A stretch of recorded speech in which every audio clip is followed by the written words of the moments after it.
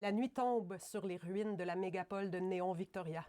Les néons clignotent faiblement à travers la brume toxique. Philo et Chaos, c'est un jeu dont vous êtes le héros, inspiré de l'univers de Donjons et Dragons et du genre cyberpunk. Moi, je joue à Donjons et Dragons dans la vie, puis je trouve ça vraiment super parce que ça permet d'exprimer toute une partie de nous-mêmes qu'on ne se permet pas d'exprimer dans la vraie vie. L'intelligence artificielle permet aux étudiants de s'évader de la vraie vie. Dans le cours de philo, on va nécessairement traiter de sujets sensibles, des choses qui sont parfois pas tout à fait évidentes à discuter quand on parle au jeu. Les étudiants conçoivent un personnage selon une série de caractéristiques et de valeurs. L'IA, qui agit comme maître de jeu, les place en situation de dilemme éthique. Le chef de refuge, un ancien ingénieur, hésite à ouvrir les portes à un groupe de survivants affamés qui frappent dehors. Il craint que de partager les maigres ressources ne mette en danger la sécurité de ceux qui sont déjà à l'intérieur. Je trouve que c'est vraiment une façon originale de réviser, puis vraiment plus efficace que si on avait juste décidé de relire toutes nos notes de cours d'une session au complet. En plus de Philo et Chaos, Noémie Véroff a lancé un deuxième agent d'IA personnalisé qui se veut un assistant du professeur.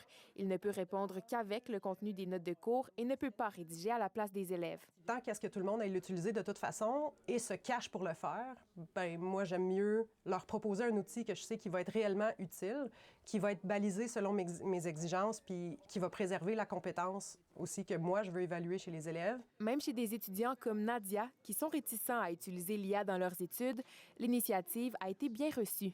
C'est utilisé comme un outil. À aucun moment, il va venir nous remplacer, parce qu'il n'a pas cet esprit critique, il n'a pas ce jugement que l'humain, que nous, on peut avoir.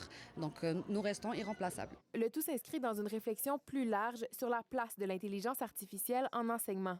Au niveau pédagogique, ce qu'on veut, c'est s'assurer que nos étudiants y persévèrent dans le développement de leurs compétences. On veut que ce soit eux qui fassent le travail. L'intelligence artificielle, elle a tout d'artificiel puis pas grand-chose d'intelligent.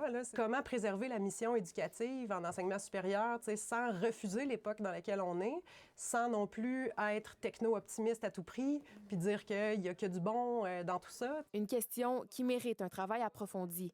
Le Cégep de Victoriaville prévoit une journée institutionnelle avec l'ensemble du personnel en mars pour réfléchir aux usages de l'IA dans un contexte pédagogique. Ici Laurence Frappier, Radio-Canada, Victoriaville.